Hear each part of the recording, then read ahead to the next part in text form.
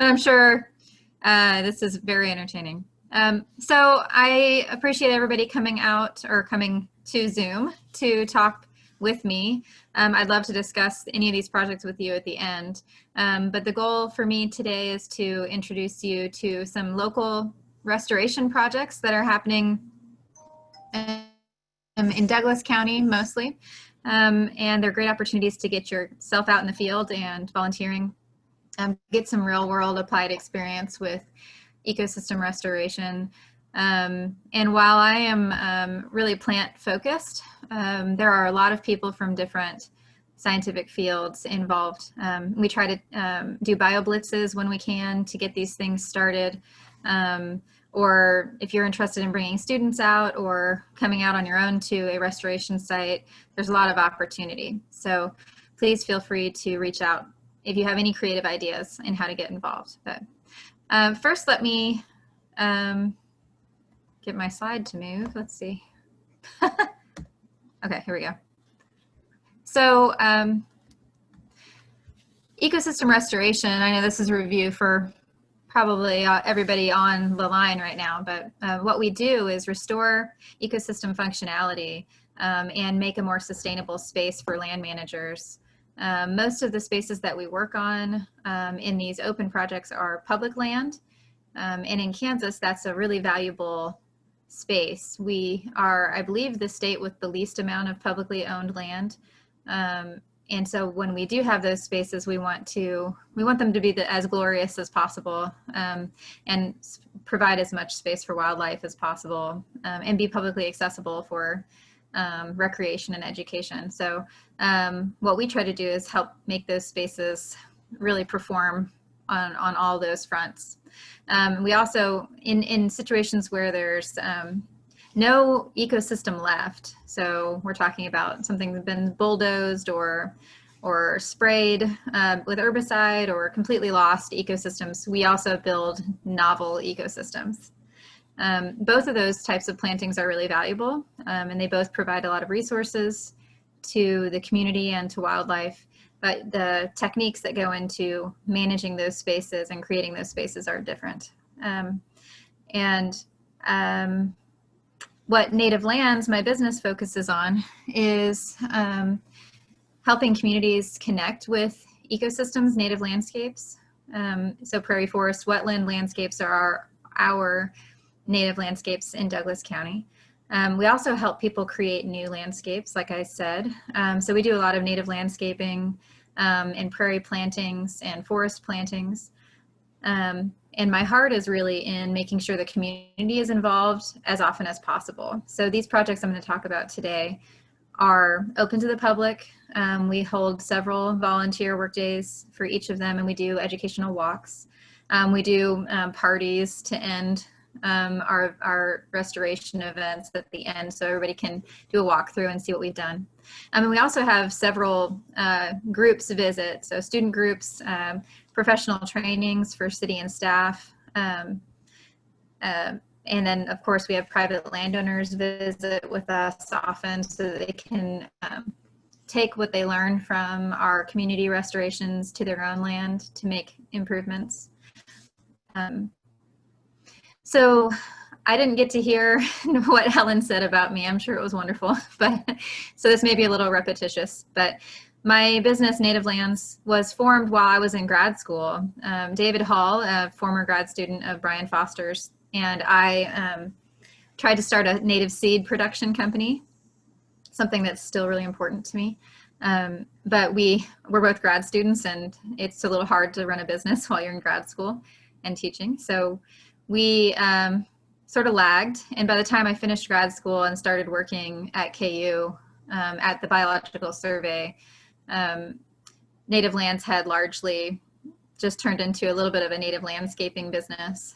When I finished grad school, though, I started to take some restoration jobs, but it wasn't until 2018 when we received the grant for the first project I'm going to talk to you about that I was able to take Native Lands full-time, and I had to leave KBS, unfortunately. But I've been busy ever since, and it's been really wonderful. Our first project was what I call the Lawrence Riverbank Restoration, but it was restoring the forest along the Lawrence Mountain Bike Trail, the hike bike trail off the 8th Street boat ramp in North Lawrence. It's a really, really amazing trail. You should definitely visit if you haven't. It's 10 miles of sandy trail along the Kansas River with really great views. But the vegetation was really disturbed. And I'll talk a little bit about that, but I want you to know that this was a collaboration between Friends of the Kaw Native Lands, the Lawrence Mountain Bike Club, who are the sole caretakers of the trail, and Lawrence Parks and Rec, because the city owns that land. And our project was funded by Douglas County Heritage Conservation Council, who funds quite a bit of our work. And they are an organization using county money to fund everything from rehabbing historic buildings to landscape restorations to educational projects. So really valuable group, and you should check them out when you're looking to do local work. So the Riverbank Restoration is located in an area that you can see was historically riparian forest along the Kansas River. It would have protected soil from eroding into the river. Historically, it also would have protected water quality. And if you visit most of that area now, almost all of that riparian forest is gone, whether it be for development or agricultural practices. We've cleared most of the forest that buffered the river. So this was a really important place to have a pilot project where we could demonstrate how you could restore land back to native and how it would provide resources for us and wildlife. So you can see the picture on the bottom right there isn't very helpful, but it's actually a part of the trail that there's only about a half of a foot of land to the right of that trail, and the rest of it drops off into the river. And that's the case with most of the earlier part of the trail on the south side of the trail. It's a loop. So the south side of the loop, a lot of it is in danger of eroding and falling into the river. So we wanted to work with the Mountain Bike Club to teach them how to move trails in, do native plantings to anchor soil, and increase diversity and the aesthetic appeal of the forest for visitors. It was a 2-year project that we just wrapped up in June, and we had 3 components. The restoration and prairie planting at the trailhead were just 1/3 of what we were doing. We also held community cleanup paddle trips led by Friends of the Kaw. Really important, getting people out there picking up trash along the river and connecting water to native plants. And their Kids About Water program is fantastic. They were able to go into local high schools and teach students how to test water quality and talk about turbidity, water pollution, and then also relate native landscapes to water quality. And it's really important to do that here in Lawrence because the Kansas River is such an important source of water for our population. And for, I think the River Keepers statistic is that 850,000 or something Kansans drink water from the Kansas River. So really important resource for us. So these are the statistics for that project. I won't read them all to you if you want to skim them while I'm chatting. We're really proud of what we were able to achieve with the Riverbank Restoration. As you can see, we had 450 plus volunteers from the community come out.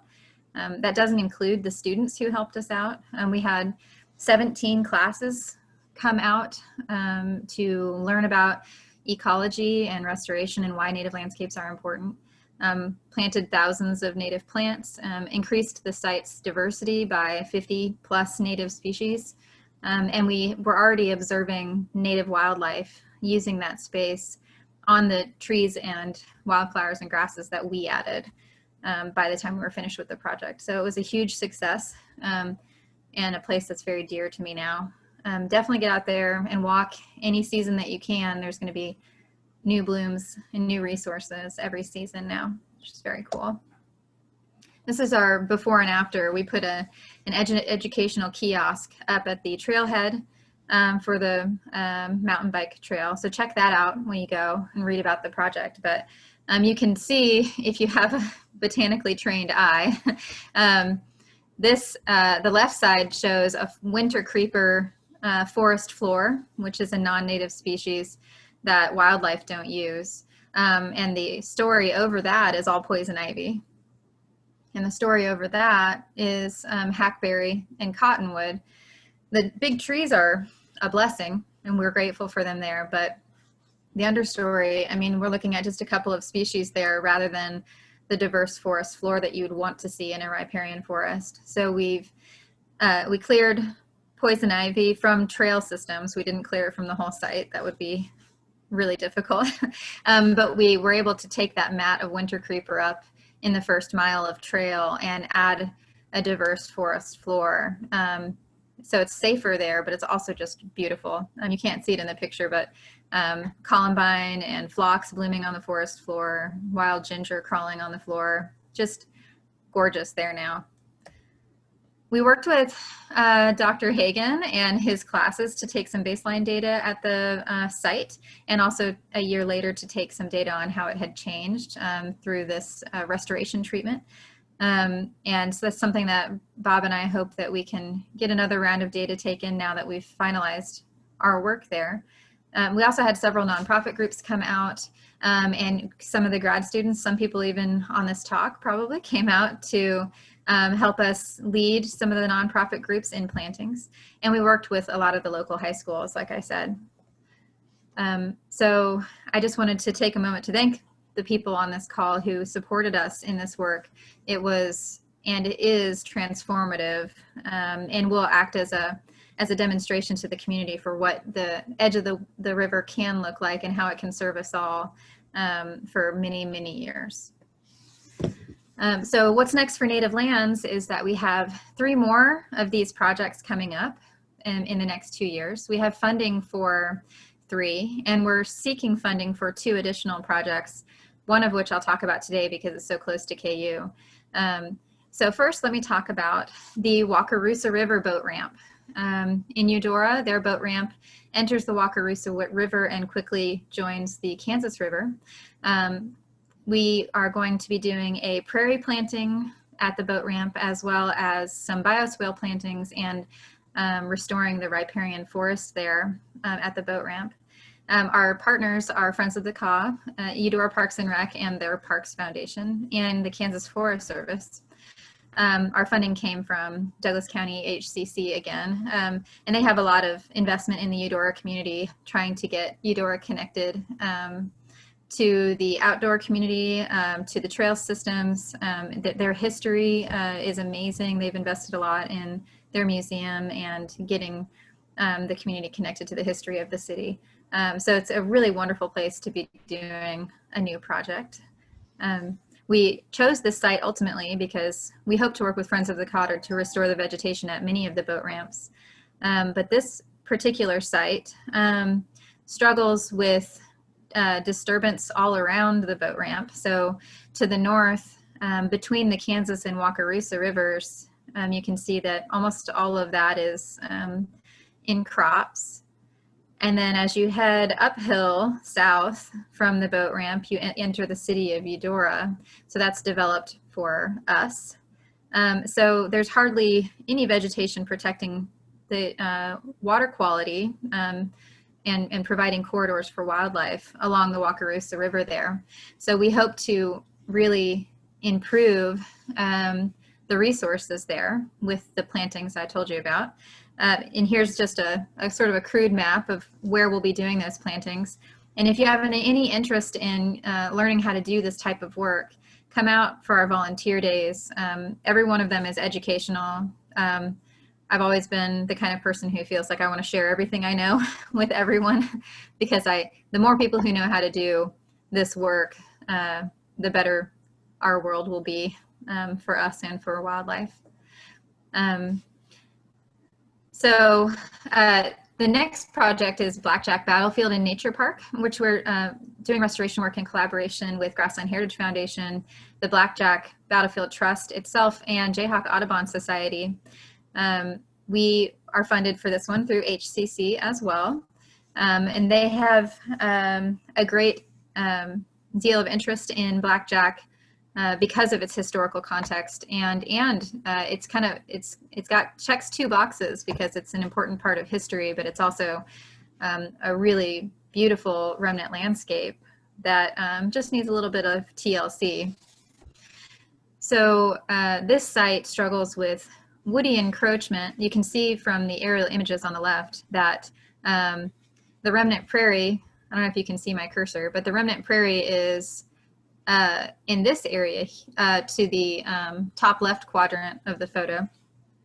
And you can see how the woodies moved in fairly quickly and have now shrunk the prairie into just a small patch.